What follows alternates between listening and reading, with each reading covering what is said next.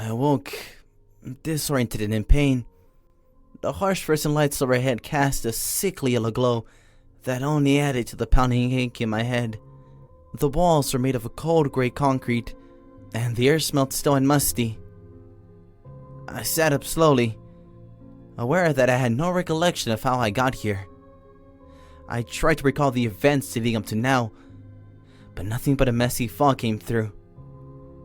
Panic started to set in as I tried to piece together the events leading up to this moment. "Hello, sunshine," a voice boomed. I looked up, and my eyes slowly focused.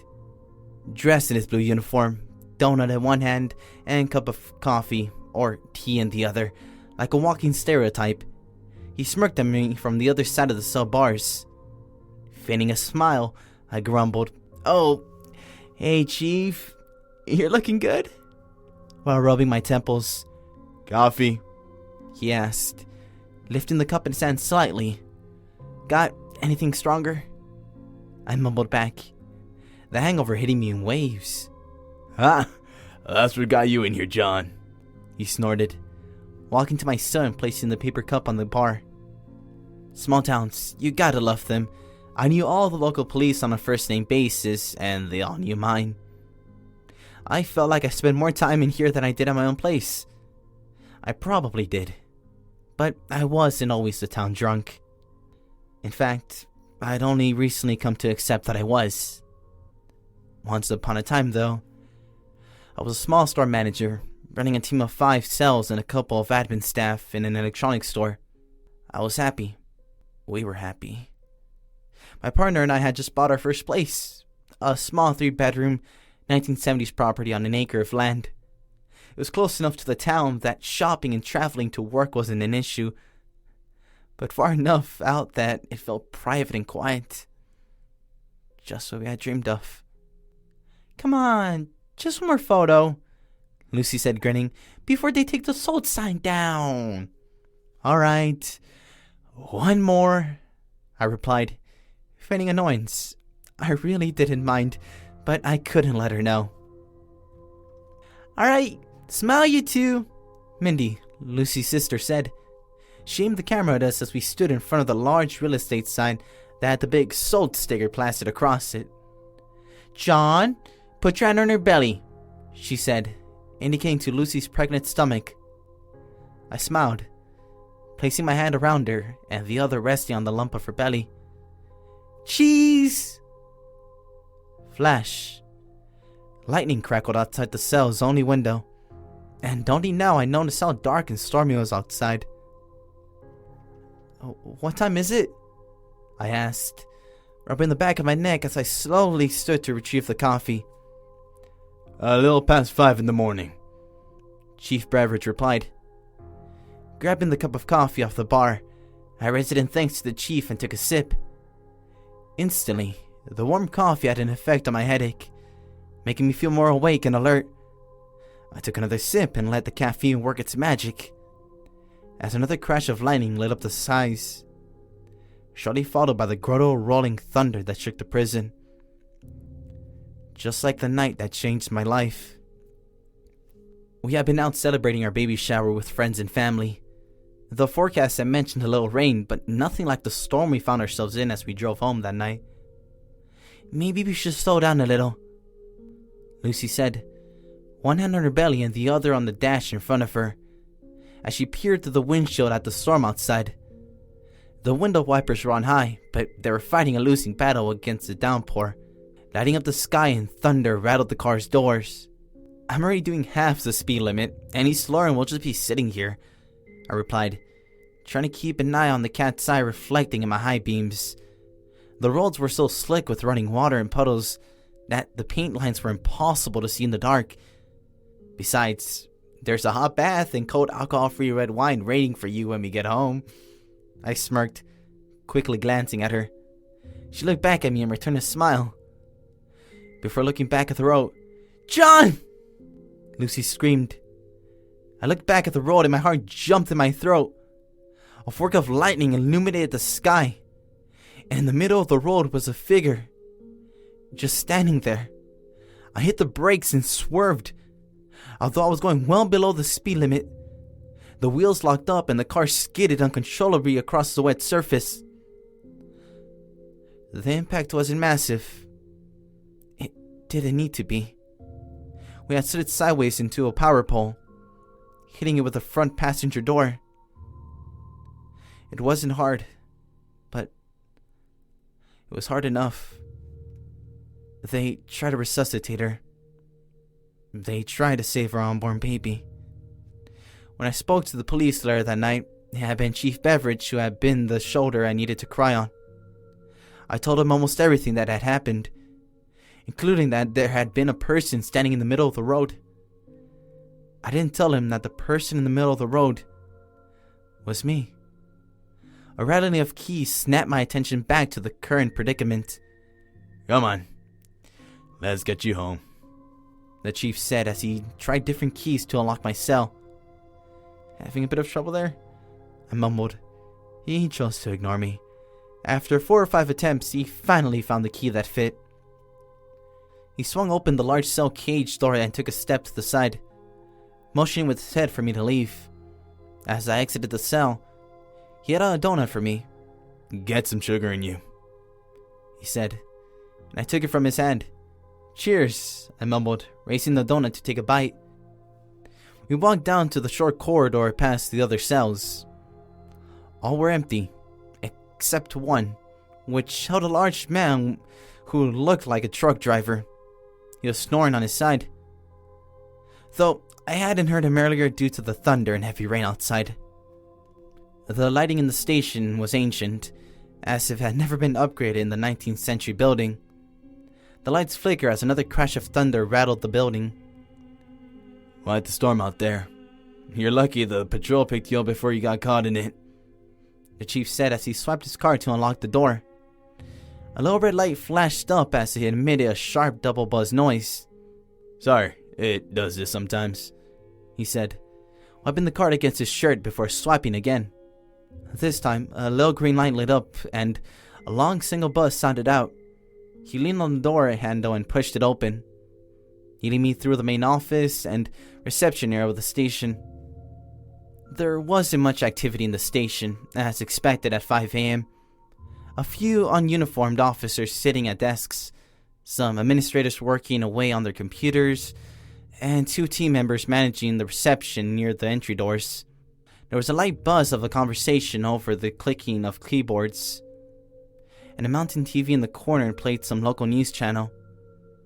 It was a large open space with computers sitting on a couple of dozen desks that were separated by freestanding cubicle dividers, while 4 glass-walled offices lined the side wall. The offices had their lights off, so it was just the 7 or 8 officers and the staff, plus the chief and I in the station. We started walking through the maze of desks and chairs. Let me grab your things, John, the chief said, indicating for me to take a seat at an empty desk and wait, while he headed over to one of the admin members. I looked around to see if I recognized anyone in the room, but my sight was still hazy, and my eyes didn't like focusing, so I gave up pretty quickly. A burst of air rushed in, and the sound of rain intensified for a moment. As the front door was pushed open, I shivered and rubbed my eyes, trying unsuccessfully to replay the events from the previous evening in my head. Try as I might, I could not remember a thing. All I could think about was that night. After the car had crashed, a couple of windows shattered, letting the cold air rush through. The sound of rain hammering down. The figure in the street that I had swerved to avoid had started walking towards the car in the rain, lit up in the car's headlights. I could see my face, dripping with water on the body of the stranger walking towards me. A creepy smile spread across my face. As he got closer and closer, he blinked, not a normal up and down blink with the eyelids, but a side-to-side blink with black set of hidden eyelids. He kept walking, closer and closer, his smile growing bigger and bigger. Then, red and blue lights lit up the face as his smile vanished. He took off, running into the bush on the other side of the road, as 2 police cars came around the corner. The front door closed again, and the chilly air and rain had died down. When I noticed the room had gone quiet, I took my hand down from my face, opened my eyes, and glanced around the room. The staff had stopped what they were doing and were looking towards the front door of the station. Even the chief was standing still, staring at something. I placed my hands on the desk and stood up slowly, leaning forward slightly to get a better view of the front door. A wave of confusion hit me, as the reason everyone had stopped talking became evident. Standing in the doorway, water dripping on the floor from his blue uniform, was Chief Beveridge. He was breathing deep, labored breaths, and appeared to be covered not only in water but also mud and some blood. He had his gun in his hand by his side and was staring intently across the station at the other chief, the one I had just been speaking with.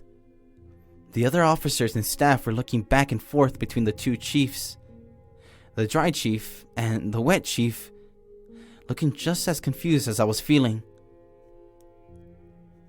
One of the uniformed officers broke the silence. Chief, what's going on? He said, but to which chief I wasn't sure.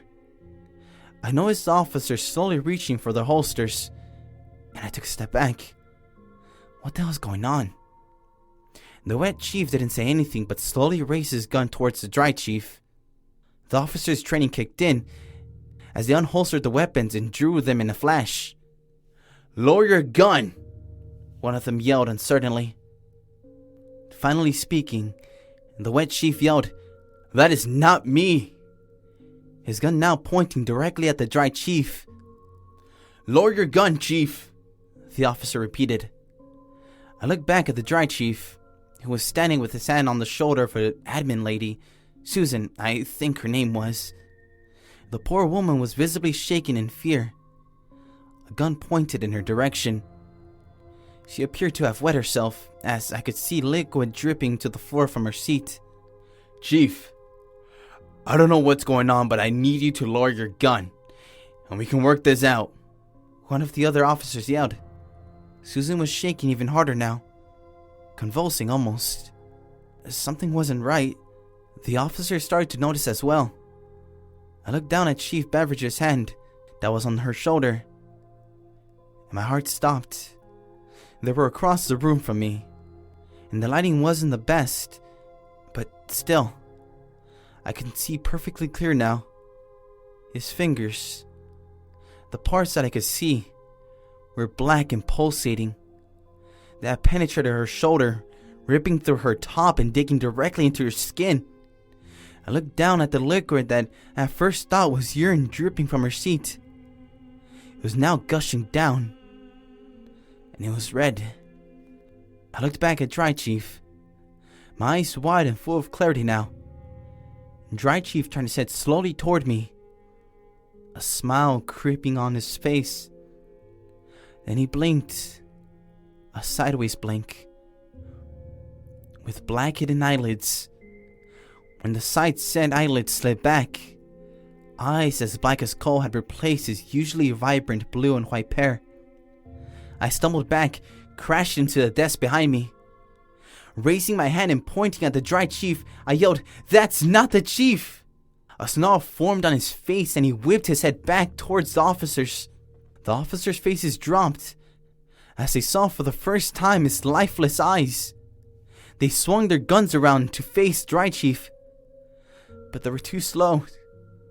Out of his chest burst multiple black tendrils in an instant. I watched as the tendrils impelled the other officers and staff. The closest officer was struck directly in his eyeball, dropping his gun immediately as his arms fell to his side, blood immediately splattering all over his desk. The second officer was struck in his throat, crushing his throat and snapping his head back. The third officer was struck directly in the chest with a tendril piercing right through and out of his back.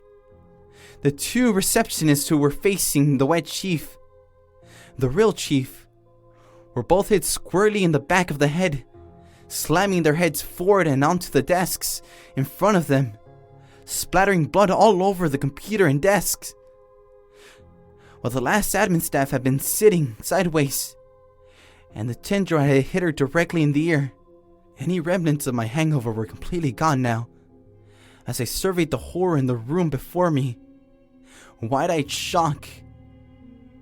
The officers remained standing, arms dropped to their sides, convulsing as the black, vine-lined tendrils weaved out across the room. The other staff shook uncontrollably in the place they had been impaled by this creature. All this in a matter of seconds. The creature's eyes were now completely blacked, glossed over and lifeless, as it tilted its head back and let out this ear-piercing shriek, unlike anything I've ever heard. In horror, I watched as it impaled bodies at the end of the writhing tendrils and tilted their heads back and began screeching in unison. I slammed my hands to my ears with little effect as simultaneously Chief Beveridge started unloading his weapon in the creature's direction, and the glass through the office began shattering. The high-pitched shrieking had caused all the glass in the office to smash, cups, office windows, and the light bulbs. The room was cast into complete darkness. The creature yelped and stopped screeching, as Chief Beveridge managed to hit it at least once before the light bulb had shattered. He fired a few more shots, temporarily illuminating the room from the muzzle flash. I heard multiple thuds and the room fell silent, bar the ringing in my ears. A light beam flickered on from Chief Beveridge's torch as I heard him reload his gun. The torch beam cut through the darkness of the room, scanning the area the creature had just been. It was gone, and the bodies that had been attached to the end of the tendrils had collapsed to the floor. Chief Beveridge swung the beam from one side of the room to the other, calling out, "Do you see it?" to me as he did. In shock, I just stood there, mouth open and heart racing. "Do you see it?" he yelled again, snapping out of my trance. No, I don't see it," I stuttered. "Make your way over here, John," he called, "and do it quickly." I started moving in his direction, sticking close to the outer wall as possible, while frantically looking around the room for the creature. Lightning crashed outside, briefly illuminating the room before plunging us back into darkness, bar the light of the chief's torch as it darted around the large space. The beam was causing shadows to dance around the station, making it even harder to spot the creature. I crept slowly, with very little light to guide my way, trying not to trip over anything in fear the creature would pounce if I did. Crunching glass broke the silence as I walked past the offices where the glass windows had shattered. I tried so hard not to look into the rooms. The chief's torch beam didn't reach inside the offices, and the corners were pitch black. I felt like the creature could be mere feet away from me, standing in one of the rooms, staring right at me, reaching for me, and I would never know. I gulped, keeping my eyes towards the chief, and pushed that thought down out of my mind. A loud crash caused me to jump, as something smashed into the desk on the opposite side of the room, knocking a computer monitor to the floor. I jumped again as the chief swung his torch beam and gun in that direction, firing off 2 shots. I caught a glimpse of the creature, albeit brief, but it was enough to cause panic to rise up my throat into a scream. All lightness of the chief was gone. It moved on 4, maybe 6 limbs, like a giant demonic lizard. Its pure black skin, blacker than the darkness around, glistened as the torch beam passed over it as it moved through the walkways between the cubicles. A large, spiny fin ran down, and black tendrils would shoot out from the sides, attaching to the desks and chairs and dividers in front and beside it, assisting its movement as it appeared to glide through the space. Desks and chairs moved like a predator will move through the grass as it chased down its prey. It was making a beeline straight for me. "Run!" the chief yelled, firing off 3 more shots at the creature. Without hesitation, I took off in a full sprint towards the front door. I could hear the creature crashing through the station behind me, its tendrils firing out in every object, pulling it along at tremendous speeds, getting closer and closer with every step I took. I pushed harder, Only a few meters left. I could feel the beast behind me. Almost feel its breath on my neck. I was almost at the reception desk. A black tendril smashed into the desk beside me, and another into the wall on my other side. I didn't want to, but I couldn't stop myself. I turned to look. It towered above me, opening its mouth and exposing rows and rows of sharp, dagger-like teeth that seemed to go all the way down its throat. As the smell of rotting bodies washed over me, I was so close, but I was done. I flinched as it moved in for the kill. I just hoped it would be quick and painless. 3 gunshots echoed in my ear in quick succession. The creature screeched again and dove back in between the desks and chairs. I swung around, and the chief just looked at me and said, "Go!" I took off to the front door and opened it before looking back at the chief. "Get out of here. Go call the National Guard, the feds, everyone. I can't let it get out of here," he said as he moved to the door. He pushed me outside and locked the door behind me. I thought about trying to convince him to come with me, but knew that it would be a waste of time.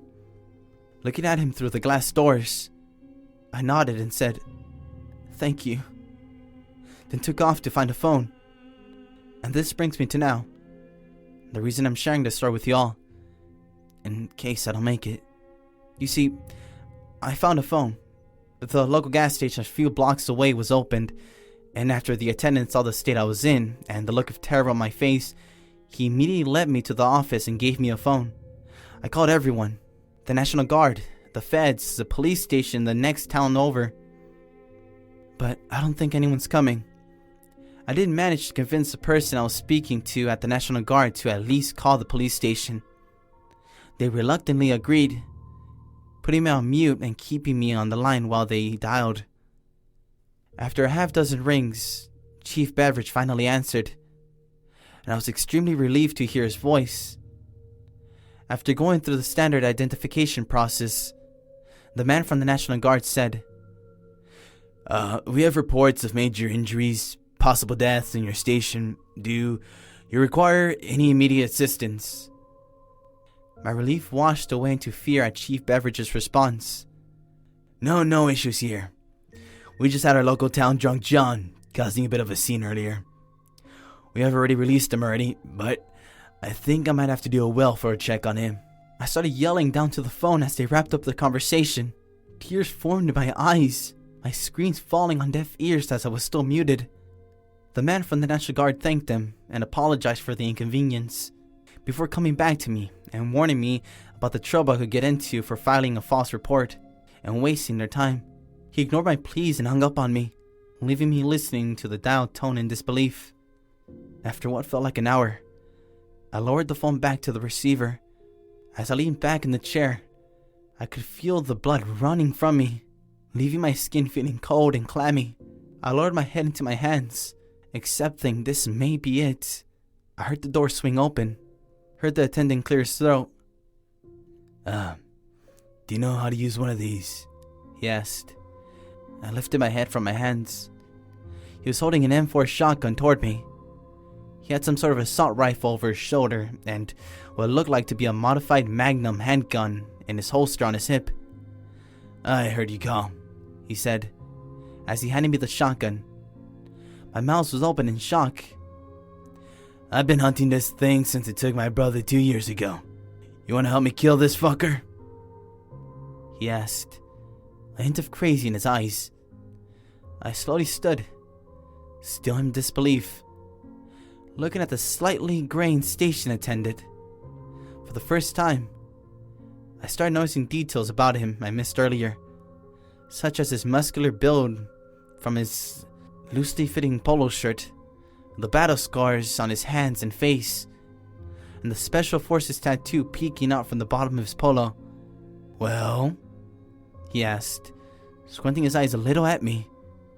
I looked at the shotgun in my hands, then back at him, and felt a surge of anger and confidence wash over me. "Fuck yes. For Chief Beveridge," I said. "For my brother," he said. "And for Lucy."